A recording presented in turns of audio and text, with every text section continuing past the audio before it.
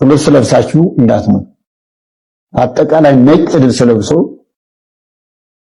አበባ መስሎ በስነ ስርዓት በተቀበሉ ወመላእክት ስርዓተ ቀብሩ በሚፈጸምበት ጊዜ ማንም ኢትዮጵያው በሙሉ ከዚህ ልጅ ላይ መካነ መቃብር እንዳይቀር። ሞት አይቀርም። ሰው በረሃብ ይሞታል፣ በበሽታ ይሞታል፣ በመኪና አደጋ ይሞታል፣ በጦርነት ሌሎችም ደግሞ በየቀኑ እንደሰማው ዛሬ በየቀኑ በረቡዕና ዓርብ ነው 300 ችግረኞች ምግብ እየተዘጋጀላቸው ይታደላሉ። በሱ ፕሮግራም እሱ አዘጋጀው ፕሮግራም እነዚህ ሁሉ መርገኞች ናቸው። ስርዓተ ቀብሩ በሚፈጸምበት ጊዜ ማንም ኢትዮጵያው በሙሉ ከዚህ ልጅ ላይ መካነ መቃብር እንዳይቀር። ሰላም ሰላም የተወደዳችሁና የተከበራችሁ የዩቲዩብ ቻናል ቤተሰቦች ኢትዮጵያውያን ኤርትራውያን በአገር ውስጥም በውጭም ያላችሁ በቅድሚያ እንደተለመደው የከበረ ሰላምታዬን እያቀረብኩ ዛሬም ከአዲስና አነጋጋሪ ቪዲዮዎች ጋር ተመልሼ መጥቻለሁ። ቪዲዮ ላይክ በማድረግ እንዲሁም ለቻናሉ አዲስ የሆናችሁ እነዚህ ቻናል ቤተሰብ ያሉናችሁ ቻናሉን ሰብስክራይብ በማድረግ እነዚህ ቻናል ቤተሰብ በመሆን በተጨማሪም ቪዲዮዎቹ ላይ ያላችሁን ማንኛውም ሐሳብ አስተያየት ወንድማዊ እህታዊ ምክራችሁን ኮሜንት ሴክሽን ላይ በማጋራት ነገ ጥሩ የተሻሉ ማራኪ ስራዎችን ይዤ እንድመጣ አበረታቱኝ። ወደ ቪዲዮዎቹ ሞት አይቀርም። ሰው በረሃብ ይሞታል፣ በበሽታ ይሞታል፣ በመኪና አደጋ ይሞታል፣ በጦርነት በሰዎች ይሞታል። በራቃችን ትን ብሎን እንሞታለን። ከመጣ አይቀርም። ግን ሃይማኖትን አጽንቶ ምግባርን አቅንቶ ለንስሐ የሚገባ ፍሬ አፍርቶ የአምላክን ቅዱስ ሥጋና ክቡር ደም ተቀብሎ ተዘጋጅቶ መሞት ደግሞ መታደል ነው። ሞት እረፍት ነው። ስጋችንን ነው የሚገድሉት፣ ነፍሳችንን የት ያገኟታል? ስጋችሁን የሚገድሉትን አትፍሩ ይላል። እጅግ በጣም አሳዛኝና ልብ ሰባሪ ነው። አሁንም የሟቾች ቁጥር ከ35 በላይ መሆኑ ነው እየተነገረ የሚገኘው። ደብዛቸው የጠፉ ሰዎች ቁጥርም እንግዲህ በአጠቃላይ በድምር ማለት ነው በአካባቢው ላይ ከ100 በላይ እንደሆኑም ጭምር መረጃዎችን እየተመለከትን እንገኛለን። በጋሞ ዞን በተለያዩ ወረዳዎችና ቀበሌዎች ላይ እንግዲህ በድንገተኛ ዝናብ፣ በጎርፍ እንዲሁም ደግሞ በመሬት ናዳ ምክንያት የሟቾች ቁጥር በየሰዓቱ ማለት ነው እየጨመረ ነው የሚገኘው። ደብዛቸው የጠፉ ሰዎች ቁጥርም እንግዲህ ምናልባት ህይወታቸው ጠፍቶ ሊሆን እንደሚችል በመገመት እንግዲህ የአስክሬን ፍለጋው አሁንም እንደቀጠለ ይገኛል። በጋሞ ዞን በተለያዩ ወረዳዎች በተለይም ደግሞ በጋጩ ባባ በተባለ በተለያዩ ሁለት መንደሮች ውስጥም 96 ሰዎች ደብዛቸው ጠፍቷል። ቀሪ 33 ሰዎች አስክሬናቸው እንደተገኘ ነው እየተነገረ የሚገኘው። የዞኑ መንግስት ኮሙኒኬሽንም እንዳያወጣው መረጃ ከሆነ የሟቾች ቁጥር ከዚህ በላይ ሊያሻቅብ ይችላል። እንዲሁም ደግሞ የጠፉ ሰዎች ቁጥርም እንግዲህ ምናልባት ህይወታቸውን አጥተው ሊሆን እንደሚችል ጭምር ነው እየተነገረ የሚገኘው። አሁንም በአካባቢው ላይ የምትገኙ ሰዎች ጥንቃቄ አይለያችሁ። የመሬት ናዳ እንዲሁም ደግሞ ድንገተኛ ጎርፍና ዝናብ ያመጣቸው ሰበብ ነው የሁሉ ምክንያት የሆነው። እጅግ በጣም አሳዛኝ ነው። ለሟች ወገኖቻችን ነፍስ ይማርልን። በአካባቢው ላይ የምትገኙ በመልካም ስራ እንዲሁም ደግሞ በጎ አድራጎት ስራ ላይ የምትገኙ ሰዎች እንግዲህ በአስክሬን ፍለጋ እንዲሁም ደግሞ በሌሎች አስፈላጊ ጉዳዮች ላይ እንድትተባበሩ ጥሪ ማቅረብ ፈልጋለሁኝ። ይህ ቪዲዮ ለሚያስፈልገው ጓደኛችሁ ሼር አድርጉለት። በሌሎች አዳዲስ መረጃዎች እስከመመለስ ድረስ መልካም ምሽት ይሆንላችሁ። በጋሞ አካባቢ እንግዲህ ባለፈው ዓመት ባልተጠበቀ የመሬት ናዳ ብዙ ንጹሃን ወገኖች፣ እናቶች፣ አባቶች፣ ልጆች፣ ወጣቶች፣ ሴቶች ወንድሞቻችን በግፍ እንግዲህ ህይወታቸው እንዳለፈ እናውቃለን። ባልገመቱት መልኩ ማለት ነው። ታዲያ አሁን ላይም ደግሞ እንግዲህ ባልተጠበቀ የተፈጥሮ አደጋ ወይም ደግሞ ባልተጠበቀ ኃይልን በቀላቀለ ዝናብ በተፈጠረ ትልቅ ጎርፍ ምክንያት 96 የሚደርሱ ከ96 እስከ 100 የሚደርሱ ሰዎች ህይወታቸው ማለፉን እንግዲህ በዚህ በማህበራዊ ድረገጽ መተግበሪያዎች እስከ ቅርብ ሰዓታት ሰምተናል። ታዲያ እንግዲህ ለዚህ ነገር ቋሚ መፍትሄ ሊፈለግለት ይገባል ብዬ አስባለሁ። እንዴት ነው የተፈጥሮ አደጋ አይደል እንዴ? ቋሚ መፍትሄ እንዴት ይኖራል ካላችሁኝ እንግዲህ መከላከያ መንገዶችን መጠቀም፣ ጎርፍ እንዳይመጣ የመሳሰሉትን ጥንቃቄዎች በማድረግ እንግዲህ ህዝቡን በድጋሚ እንደዚህ አይነት ሀዘን ውስጥ እንዳይዋጥ ወይም ደግሞ እንደዚህ አይነት ሀዘን እንዳያጋጥመው ማድረግ አለብን። ብቻ በዛ አካባቢ ያላችሁ ሰዎች ከፍተኛ ጥንቃቄ አድርጉ። ፈጣሪም ይርዳችሁ ለማለት ፈልጋለሁ። ረቡዕና ዓርብ ነው 300 ችግረኞች ምግብ እየተዘጋጀላቸው ይታደላሉ። በሱ ፕሮግራም እሱ አዘጋጀው ፕሮግራም የሚረዳቸው የሚያሳድጋቸው የሚመግባቸው አባታቸው ሞተ ባባቸው ጊዜ የሰጣቸው ሳያልቅ ይራባሉ። በድንጋጤ ልቅሷቸው ጽኑ ይሆናል። ሰው ባወቃቸውና በረዳቸው ብዙ ናቸው የሚያሳድጋቸው ባለማውታዎች። ከየት እንደሚያመጣው ያላውቅም። ብዙ ልጆች አሉት፣ ደጋግ ሰዎች አሉት፣ ራሳቸውን የደበቁ። ጥሩ መምህር ነው። ብዙ ሰው አፍርቷል። ብዙ ደግሞ አሁን የዓይነ ስውራንን ቤት እሰራለሁ ብሎ ያቀደው ነበረ። እነሱም በተስፋ ሲጠብቁ ተስፋቸው ተቆርጧል። ሌሎችም ደግሞ በየቀኑ እንደሰማሁ ዛሬ በየቀኑ ረቡዕና ዓርብ ነው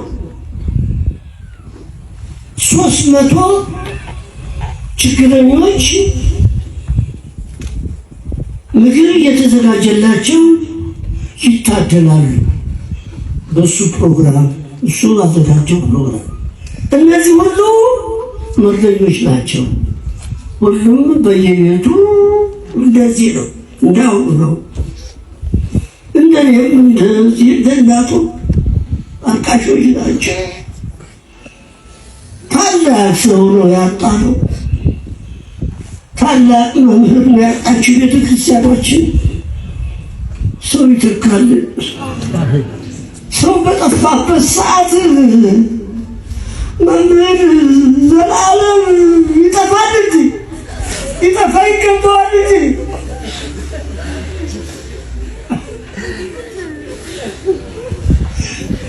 ሰው ነው ታልቆ ልጄ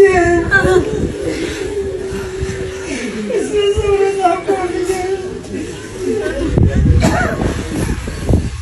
አይገቡ ገብቶ ቶሎ ደርሶ የሚባባኝ ያሳብባኝ እንዳያጣሁት እኮ ይህ ቤት ነው እንጂ የሚያለቅሰው እኔ ነኝ እንጂ።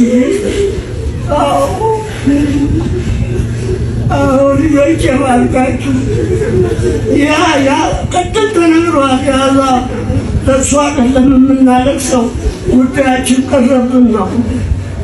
ጠቃሚያችንን አጣን ብለን ነው፣ ሌላ አይደለም። እሱማ ተመቻቸለት። በኢትዮጵያ ኦርቶዶክስ ተዋሕዶ ቤተክርስቲያን እንግዲህ አሉ ከሚባሉ ግንባር ቀደም ስማቸው ከሚጠቀስ መምህራን መካከል አንዱ የሆነው መምህር ዘላለም ወንድሙ የህልፈቱን ዜና ከቀናት በፊት እንደሰማችሁ እርግጠኛ ነኝ። ታዲያ የመምህር ዘላለም ወንድሙ አስክሬን እንግዲህ ከሀገር አሜሪካ ወደ ሀገሩ የኢትዮጵያ ከመጣ በኋላ ብፁዕ አባታችን እንግዲህ በመኖሪያ ቤቱ ያደረጉት ንግግር ብዙዎችን በእንባ ያራጨ ነበር። ብፁዕ አባታችን ከልባቸው እንዳዘኑ እንግዲህ የተለያዩ ቪዲዮዎች ሲጋሩ በተለያዩ የማህበራዊ ድረገጽ መተግበሪያዎች ላይ ተመልክተናል። በእውነት እጅግ የሚያሳዝን እንደሰማኑ ከ300 በላይ የተቸገሩ ወገኖቻችንን አለው ብሎ ደከመኝ ሳይል የሚረዳ የኛንም እንግዲህ ወደ ጥሩ መንገድ እንድናመራ ነፍሳችን እንግዲህ ወደ ጥሩ መንገድ እንድታቀና የሚያደርግ ጥሩ መምህር ነበር መምህር ዘላለም ወንድሙ።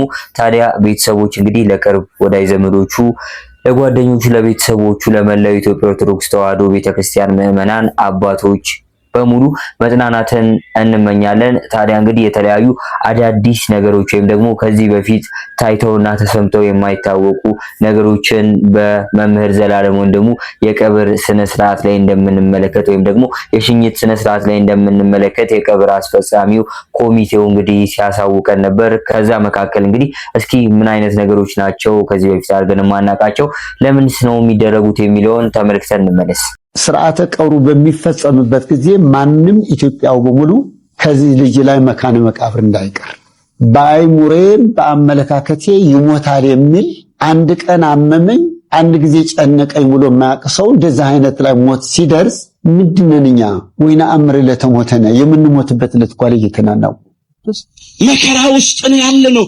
አሁን በመከራችን ቀን እግዚአብሔርን እንጥራው።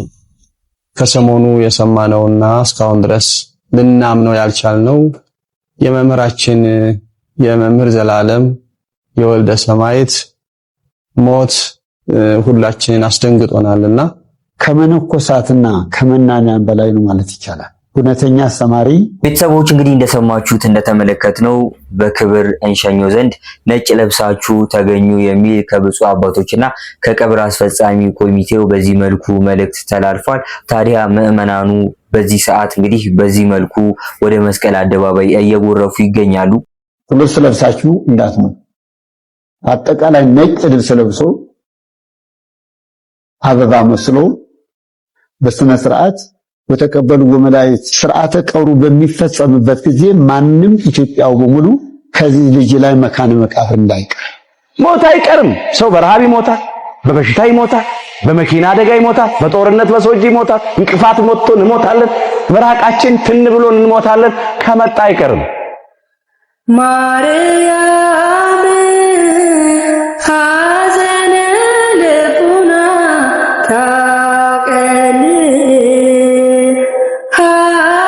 ሐዘነ ልቡና ሐዘነ ልቡና ሐዘነ ልቡና ስርዓተ ቀብሩ በሚፈጸምበት ጊዜ ማንም ኢትዮጵያው በሙሉ ከዚህ ልጅ ላይ መካነ መቃብር እንዳይቀር። ልብስ ለብሳችሁ እንዳትወጡ። አጠቃላይ ነጭ ልብስ ለብሶ አበባ እንደተመለከትነው እንግዲህ ምዕመናኑ በዚህ ሰዓት በዚህ መልኩ እንግዲህ ወደ መስቀል አደባባይ እየጎረፉ ይገኛሉ። ምክንያቱም እንግዲህ እሱ ጥሩ ስራን ሰርቶ ነው በዚህ ምድር ያለፈው ወደዛኛውና ወደ ሕጉ ምድር ወደ ደጋጎቹ መንደር ነውና ወደ አጸደ ገነት ነው የሚቀላቀለው። ስለዚህ እኛም ነጭ ለብሰን ልንሸኘው ይገባል በሚል እሳቤ ምዕመናኑም ትልልቅ አባቶችም እንግዲህ በዚህ መልኩ ይሸኙታል ማለት ነው። አሁን ላይም እንግዲህ በተለያዩ የሚዲያ ቻናሎች በተለያዩ የማህበራዊ ድረገጽ መተግበሪያዎች ላይ ሽኝቱ ላይቭ እየተላለፈ የሚገኝ ነው የሚሆነው። ለቤተሰቦቹ፣ ለወዳጅ ዘመዶቹ፣ ለመላው የኢትዮጵያ ሕዝብ፣ ለመላው የኢትዮጵያ ኦርቶዶክስ ተዋሕዶ ቤተክርስቲያን ምዕመናን፣ አገልጋዮች፣ አባቶች እንግዲህ ብፁዓን ጳጳሳት በሙሉ መጽናናትን እመኛለሁ በእኔና በቻናሌ ቤተሰቦች ስም። እንግዲህ ቤተሰቦች እንደዚህ አይነት ትልልቅ ሰዎችን ማጣት እጅግ ከባድ ሀዘን ይፈጥራል። እንግዲህ እግዚአብሔር የወደደውን ያደርጋል። ለፊት በሱ ምትክ እንግዲህ እሱን የመሳሰሉ ትላልቅ መምህራን እንዲሰጠን መጸለይ ብቻ ነው ከኛ የሚጠበቀው። የእህታችን ሕይወት ታሪክ እጅግ በጣም ያሳዝናል። ይህንን መልእክት ሁላችንም ሼር በማድረግ እናግዛት። ውድ ኢትዮጵያውያንና ኤርትራኖች፣ እኔ በሳውዝ አፍሪካ ነው የምኖረው። በጣም ረጅም ዓመት ታምም ያለው ወደ 3 ዓመት ከምናምን ኦልሞስት ወደ 4ኛ ዓመት ሆኖኛል። ያው ታምሜ በተዘጋ ቤት ነው ያለሁት። ብቻዬን ነው የምኖረው። ማንም ሰው የሚረዳኝ የለም። ባለቤቴ በሕይወት የለም እና ዛሬ ሁላችሁም እንድትረዱኝ ወደ እናንተ ፊት መጥቻለሁ። እንደዚህ አልነበርኩኝም። ከለሬ እንደ ማንኛውም እንደ አበሻ ሰው ነበርኩኝ። በህመም ምክንያት ሰውነቴ ወደ ካንሰር፣ ቆዳዬ ወደ ካንሰር ተቀይሮ በጣም ታምሜ ነው ያለሁት እና ለዚህ ሕክምና ወደ ህንድ መሄድ ስላለብኝና ህንድ ሄጄ መታከም ስላለብኝ ወደ እናንተ ከአቅሜ በላይ ስለሆነ ወደ እናንተ መጥቻለሁ። ያለኝን ንብረት ሁላ ሽጬ ታክሜያለሁ።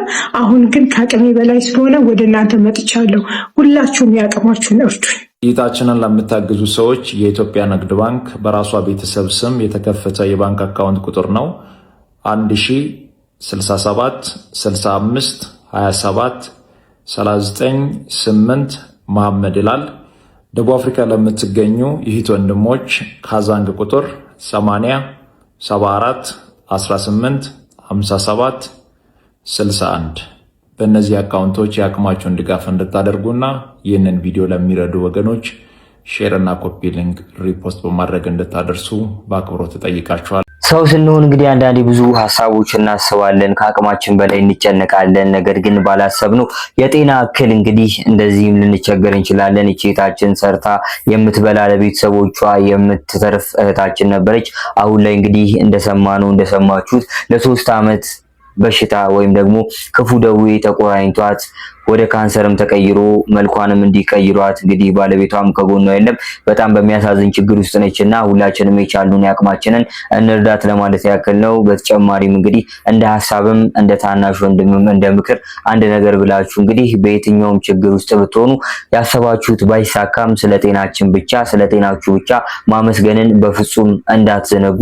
ጤና ብቻ በቂ ነው። እኛ ስንኖር ጤና ሲኖረን ነው ሁሉንም ያሰብናቸውን ነገር ማሳካት የምንችለው። ስለዚህ ለጤናችሁና ላላችሁ ነገር አመስጋኝ ሁኑልኝ። እዚህ በአርባ ምንጭና በዙሪያዋ ባለው የጋሞ ዞን ደጋማ አካባቢዎች መሪር ሐዘን ወርዷል። ላለፉት ቀናት የጣለው ኃይለኛ ዝናብ ባስከተለው የናዳና የጎርፍ አደጋ የ30 ወገኖቻችን ሕይወት በድንገት አልፏል። አደጋው በዋናነት ያጠቃው ተዳፋታማና ደጋማ የሆኑ የዞኑ አካባቢዎች ሲሆን 30 ንጹሃን ዜጎች ቤታቸው ውስጥ እያሉ በድንገት በመጣ ናዳና ጎርፍ ሕይወታቸው አልፏል። መኖሪያ ቤቶች ወድመዋል፣ ንብረቶችም ፈርሰዋል። የኢትዮጵያ ብሔራዊ ሜትሮሎጂ አገልግሎት ድርጅት ይህንን ዜና አስተላልፎ ነበር። በዘንድሮ የበልግ ወቅት በሚጠበቀው ከፍተኛ ተደጋጋሚ የዝናብ መጠን ምክንያት በከተሞችና በቆላማ አካባቢዎች ድንገተኛ የጎርፍ አደጋ ሊከሰት ስለሚችል አስፈላጊውን ቅድመ ጥንቃቄ ሊደረግ እንደሚገባ የኢትዮጵያ ሜትሮሎጂ ኢንስቲትዩት ማሳሰቡንም ተመልክቻለሁ። የኢንስቲትዩቱ የትንበያ ምክትል ዋና ዳይሬክተር እንዳሉትም ከሆነ አዲስ አበባን ጨምሮ በደቡብና በምስራቅ ትግራይ፣ በምስራቅ አማራ፣ በአፋርና በመካከለኛ የአገሪቱ አካባቢዎች ከመደበኛና ከመደበኛ በላይ የሆነ የዝናብ መጠን ይጠበቃል ሲሉ ያስረዱ ሲሆን ይሄ አሁን የሰማነው ዜና እንደ ሀገርም እንደ ሕዝብም የሚያሳዝን ልብን የሚሰብር ነው። ዛሬ አንድ ጥያቄ መጠየቅ እፈልጋለሁ። እንደሰማችሁት ይሄ አደጋ ከመድረሱ በፊት የኢትዮጵያ ብሔራዊ ሜትሮሎጂ በትንበያ ክፍል አገልግሎቱ በኩል ዝናብ እንደሚዘንብ፣ ዝናቡን ተከትሎ ጎርፍ ሊመጣ እንደሚችል ቅድመ ትንበያ ተንብየዋል። የተናገሩትም ወይም የገመቱትም ትንቢት መፈጸሙን ነው እንግዲህ ወገኖቻችንን ባሳጣን ጎርፍ ውስጥ የተመለከተ ነው። በዚህ በደቡብ አካባቢ ላይ እግዚአብሔር ቀብቶን አስነስቶናል የሚሉ ሐሰተኛ ነቢያቶች እስከ መቼ ነው በዚህ ህዝብ ላይ በዚህ የዋህና ምስኪን ህዝብ ላይ የሚጫወቱት? እስከ መቼ ነው እነዚህን ሰዎች የምትታገሱት? ቅርብ ጊዜ በዚሁ በአርባ ምንጭ ዙሪያ አካባቢ ላይ ርዕደ መሬት ተከስቶ በጣም ብዙ ኢትዮጵያውያን ወገኖቻችንን ማጣታችን የቅርብ ጊዜ ትውስታችን ነው። እነዚህ ሐሰተኛ ነቢያት አገር አቀፍም ሆነ ዓለም አቀፍ ክስተቶችን በተለይ ህይወታችንን የምናጣበት ሐዘን ውስጥ የምንወድቅበትን ነገር አስመልክቶ ጥንቃቄና ማሳሰቢያ ሲናገሩ ሰምተን አናውቅም። ኪሳችሁ ይሞላላችኋል፣ ያልጠበቃችሁት ገንዘብ አካውንታችሁ ውስጥ ድንገት ይገባል፣ ሚራክል መኒ፣ ተራራው ይናዳል፣ ጠላትህ ያፍራል፣ ትቀባለህ እያሉ እኛ የምንፈልገውን የእግዚአብሔርን የልብ ሐሳብ ሳይሆን የኛን የልብ ሐሳብ በመናገር ራሳቸውን ከማበልጸግ ባለፈ ክሪቲካል በሆነ በህይወትና በሞት ጉዳያችን ላይ መቼ ነው እውነት የሚነግሩን? እኔ በእርግጥ ሐሰተኛ ነቢያት ስለሆኑ ራሳቸውን ለማበልጸግ እንጂ ህዝቡን ነፃ ለማውጣት ከእግዚአብሔር ያልተላኩ በራሳቸውና በአጋንንት የተላኩ እንደሆኑ ስለማቅ በእነዚህ ሰዎች በኩል እንደዚህ አይነት ህዝብን ከአደጋ ከሞት ሊያድን የሚችል መልእክት እንደማይመጣ እርግጠኛ ነኝ። ግን በጣም ብዙ ሰው የሚከተላቸው ከዚሁ ከደቡብ ኢትዮጵያ አካባቢ ላይ መሆኑን ሳይታለም የተፈታ ነው። ስለዚህ እስከ መቼ እነዚህን ሰዎች ተከተላችኋላችሁ? ሞታችሁ ላይ ቀድሞ ማስጠነቅቋችሁ ሐዘን ቤታችሁ ሊደርስ ሲል ነው በዚህ መንገድ እግዚአብሔር እንደዚህ ያሳየናል ብለው በሞትና በህይወት መካከል የሚሆን የማዳንን መልእክት ማያመጡላችሁ ሰዎች እነዚህን ግለሰቦች እየተከተላችሁ እስከ መቼ ታበለጽጓቸዋላችሁ? እስከ መቼ ትከራከሩላችኋላችሁ? በዚህ ቪዲዮ በታች ሁላችሁም እኚህ ሐሰተኛ ነቢያት የምትሏቸውን ግለሰቦች ሜንሽን አድርጓቸው ቪዲዮ በታች ላይ። መቼ ነው እውነተኛ መልእክት የምታመጡት? በእርግጥ ሐሰተኛ ነቢያት ስለሆናችሁ እውነተኛ ትንቢትን መልእክትም እንደማታመጡ እናውቃለን። ነገር ግን አሁንም ህዝቤ ንቃ። የኢትዮጵያ ብሔራዊ ሜትሮሎጂ ከነሱ ተሽሎ ቅድመ ትንበያ ተንብየዋል። አደጋ ሊደርስ እንደሚችል ከጎርፍ ጋር በተያያዘ በዚህ አካባቢ ላይ ብሏል። አንድ የጠቀሰው ቦታ ደግሞ ደቡብ አካባቢ ላይ ብሎ ጠቅሷል። በዚሁ ባለው በደቡብ አካባቢ ላይ ይሄ ጎርፍ ተከስቶ በሚያሳዝን መንገድ ወገኖቻችንን እንድናጣ ሆነናል። ከብሔራዊ ሜትሮሎጂ የትንበያ ክፍል አገልግሎት ባነሰ መልኩ መተንበይ የማትችሉ መናገር የማትችሉ ግን እግዚአብሔር ቀብቶናል እያላችሁ በውሸት ህዝቡ ላይ ቆማችሁ የህዝብን ገንዘብና ኑሮ የምትበዘብዙ ሐሰተኛ ነቢያት ከህዝብ ላይ ዞር እንድትሉ አሁንም ጥሪ እናቀርብላችኋለን። አንተም ህዝብ ስማ። እነዚህ ሰዎች አንተን እየበዘበዙ ራሳቸውን ከማበልጸግ ባለፈ ከእግዚአብሔር የተላኩ ነብዮች ስላልሆኑ አይናችሁንም ልባችሁንም ወደ እግዚአብሔርና ወደ እግዚአብሔር ቃል እንድትመለሱ ነው። ጉዳዩ ከሃይማኖት ጋር ቢያያይዘው ግን ትክክለኛ ሐሳቦችን አንስቶበታል። ትክክለኛና ወደ መፍትሄ የሚወስዱ ነገሮችን ተናግሯል ብዬ አስባለሁ። ሁላችንም እናውቀዋለን። አቤል አቡና እንግዲህ የፕሮቴስታንት እምነት ተከታይ ቢሆንም ግን የሚያነሳቸው ሐሳቦች ብዙዎችን ያስማማል። የእምነት ተቋማትን እንግዲህ ድንበር ጥሶ ማለት ነው። ለምን ሐሳቡ ትክክለኛና እውነታ ስለሚናገር እናውቃለን። ሐሰተኛ ነቢያቶች አሉ። የተለያዩ እንግዲህ ምስኪኖችም በእነዚህ ሐሰተኛ ነቢያቶች ሲታለሉ የምንመለከተው ነው። እንግዲህ በተለያዩ የማህበራዊ ድረገጽ መተግበሪያዎች ላይ በሚጋሩ ተንቀሳቃሽ ምስሎች እንግዲህ ይህን ለእናንተ መናገር እንደ ቀልድ እንዳይሆንብኝና ታዲያ በዚህ ሁኔታ ውስጥ ላለው ለደቡብ ህዝብ አሁን ላይ በጎርፍ በዚህ በኩል በመሬት ናዳ እንግዲህ በጣም በጥቂት ቀናቶች ውስጥ ብዙ ሰዎች እየሞቱ እንደሆነ እናውቃለን። አሁንም እንግዲህ ህዝቡ ተጨንቆ ሳለ እነዚህ ሐሰተኛ ነቢያት ገቢያቸውንም ከዛ ህዝብ እያገኙ ተከታዮችም እነሱ ሆነው አብዛኞቹ እንዴት ሊደርሱላቸው አልቻሉም? ይህ ሐሳብ ታዲያ አያስኬድም ትላላችሁ ቤተሰቦች? እስኪ ሐሳብ አስተያየታችሁን ኮሜንት ሴክሽን ላይ አጋሩኝ ቤተሰቦች። ለዛሬ ይዤላችሁ የመጣኋቸው ቪዲዮዎች እነዚህ ይመስሉ ነበር። ቪዲዮዎቹን እንደወደዳችኋቸው አልጠራጠርም። ቪዲዮ ላይክ በማድረግ እንዲሁም ለቻናሉ አዲስ ሆናችሁ የዚህ ቻናል ቤተሰብ ያልሆናችሁ ቻናሉን ሰብስክራይብ በማድረግ እና የዚህ ቻናል ቤተሰብ በመሆን በተጨማሪም ቪዲዮዎቹ ላይ ያላችሁን ማንኛውም ሐሳብ አስተያየት ወንድማዊ ታይ ምክራችሁን ኮሜንት ሴክሽን ላይ በማጋራት ነገ ጥሩ የተሻሉ ማራኪ ስራዎችን ይዤ እንድመጣ አበረታቱኝ። በቀጣይ ባሪፍ ስራዎች እስከምንገናኝ ለዛሬ ለነበረን ቆይታ እጅግ አመሰግናለሁ። በቀጣይ ባሪፍና ማራኪ ስራዎች እስከምንገናኝ መልካም ጊዜ ወዳችኋለሁ። ቴንኪው